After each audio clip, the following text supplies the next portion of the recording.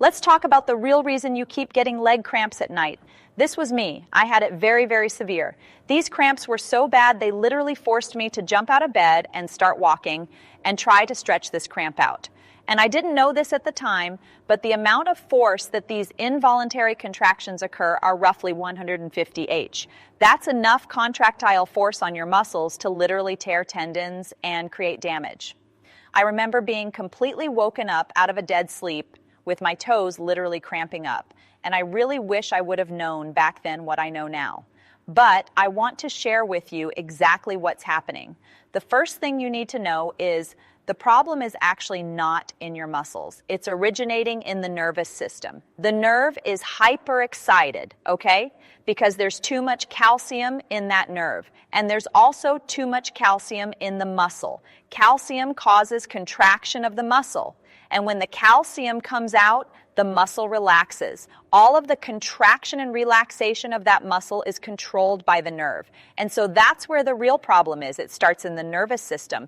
But the question is why? Is it a potassium problem? Is it you just didn't stretch enough? You're deficient in magnesium? Maybe you're just dehydrated, right? So many friends and family will give you all sorts of random guesses on what's causing it, but I'm going to tell you right now, it's coming because of low magnesium.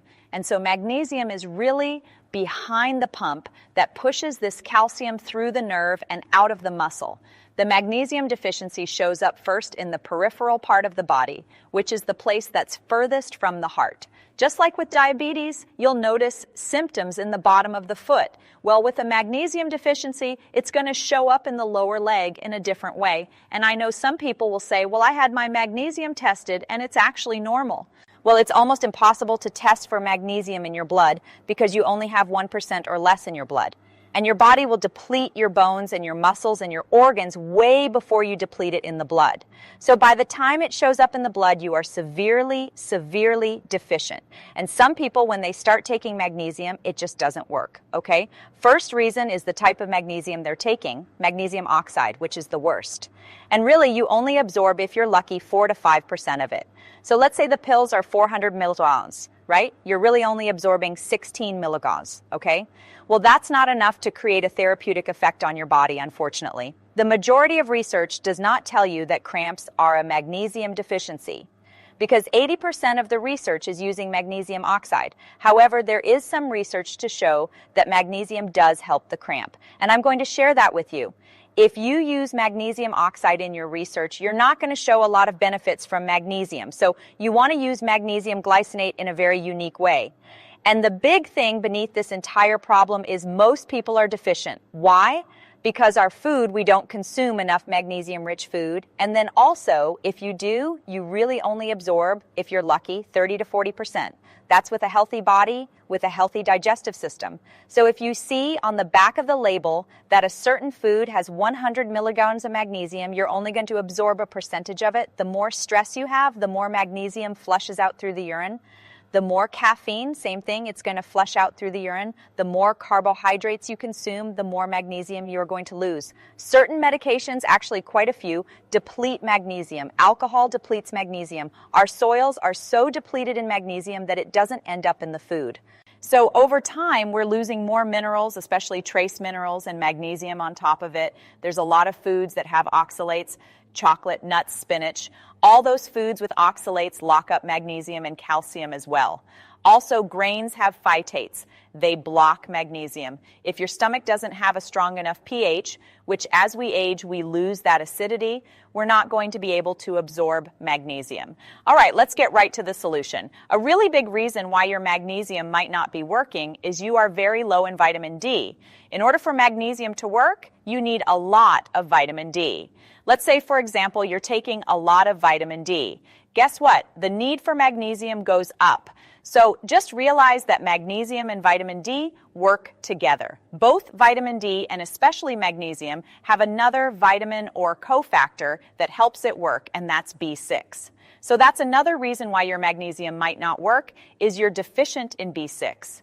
If you take B6, make sure it's the active form called P5P versus the synthetic version, which actually competes with the natural version, and it can create more problems.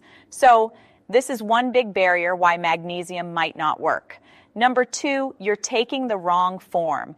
I already mentioned take magnesium glycinate. If you do a search on magnesium glycinate, let's say on Amazon, always look on back of the label because a lot of times they will dilute your magnesium glycinate with other forms of magnesium, like they'll dilute it with magnesium oxide, which basically is just a way of watering it down. So, you think you're getting magnesium glycinate, but a lot of products that say magnesium glycinate have hidden oxide, but it's not really hidden if you read the label on the back. I have a free download that I want to give to you. This free download is my daily routine and a checklist. This is a routine that I use every day to feel like I'm 18 years old, even though I'm 60 years old, and I want to give it to you for free. And so there's a little link down below. Click it and definitely download that.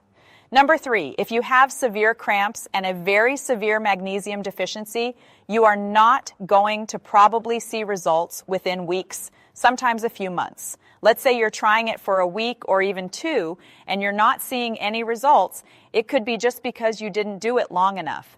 And unfortunately, some people are going to quit way before it starts working.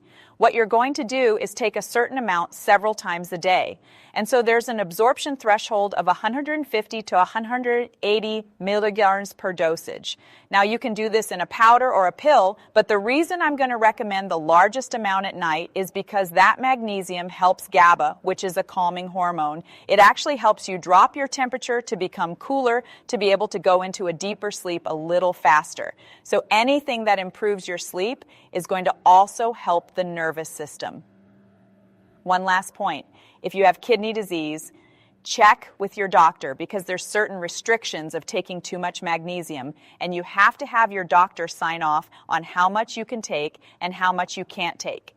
You now have the exact formula to get rid of your cramps.